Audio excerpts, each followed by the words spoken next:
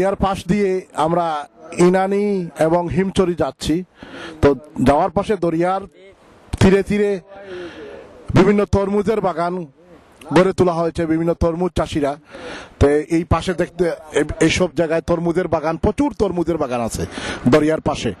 আপনি যখন গাড়িতে নামে আপনি এখানে তরমুজ খেতে পারবেন, টাটকা তরমুজ খেতে পারবেন। চৌদিকে শুধু এই দরিয়ার পাশে এই যে দূরে দেখা যাচ্ছে দরিয়া, পানিতে ঢেউ। আর আল্লাহর কি অপরূপ লীলা, পাশে দরিয়া আর এই পাশে উঁচু পাহাড়। তো আপনারা যখনই আপনারা আসবেন, আপনারা ইনানি এবং হিমচরি যেতে হলে এই যে দরিয়ার পাশে যে রাস্তা করে দেওয়া হয়েছে সেই রাস্তায় আপনারা টমটম বলেন আর সিএনজি বলেন, এসবে আপনারা যেতে পারবেন। গিয়ে আপনার দরিয়ার পাশের অপরূপ দৃশ্য আপনারা অবলোকন করবেন এবং এখান থেকে তরমুজ নিয়ে যাবেন এবং খাবেনও তরমুজ।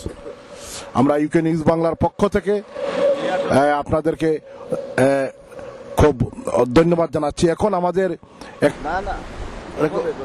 রেকর্ড দিচ্ছ না, আমরা এখন দাঁড়িয়ে রয়েছি কক্সবাজার কলাতলি পর্যটন স্পট থেকে প্রায় 3 মাইল দূরে একটি অজানা, বিশেষ করে যারা পর্যটক যারা আসেন কক্সবাজার এলাকাতে, তারা সাধারণত এইসব জায়গায় আসেন না। একটি নিরিবিলি একটি সৈকতে চলে এসেছি, যার একদিকে রয়েছে সুবিশাল পাহাড় আর অন্যদিকে সমুদ্রের গর্জন শোনা যাচ্ছে, সেই বঙ্গোপসাগরের গর্জন।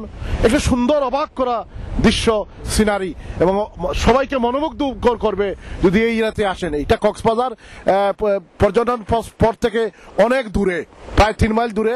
একদিকে পাহাড় আর অন্যদিকে দরিয়ার গর্জন। আল্লাহর এক অপরূপ সৃষ্টি এই এলাকাটা। আমরা এখন দাঁড়িয়ে আছি কক্সবাজারের পার্শ্ববর্তী থানা উখিয়া থানার রেজু নদীর পাশে, সোনাপাড়া রেজু নদীর পাশে, যেখানে সাগর থেকে একটি নদী বেরিয়ে এসেছে।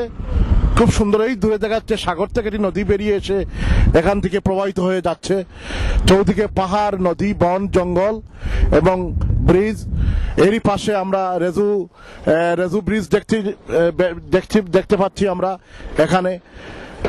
খুব নয়নাভিরাম দৃশ্য, চৌদিকে পাহাড়, জঙ্গল এবং তারই পাশে দরিয়া থেকে খুব সুন্দর। আপনারা যখন কক্সবাজার থেকে আসবেন সেই উখিয়া থানার এই জায়গাটাও বেরিয়ে যেতে পারেন। এখানে প্রচুর পর্যটক মাঝে মধ্যে আসে। এখানে নৌবাহিনীর সংরক্ষিত এলাকা, বাংলাদেশ নৌবাহিনীর। দিনে আসলে সেফে আপনি ভ্রমণ করতে পারবেন, কোনো চিন্তা করার কোনো কারণ নেই, আপনারা আসবেন। ইউকে নিউজ বাংলার পক্ষ থেকে সকল দর্শককে জানাই আবারও শুভেচ্ছা। সাংবাদিক Mohiuddin Afzal, UK news line.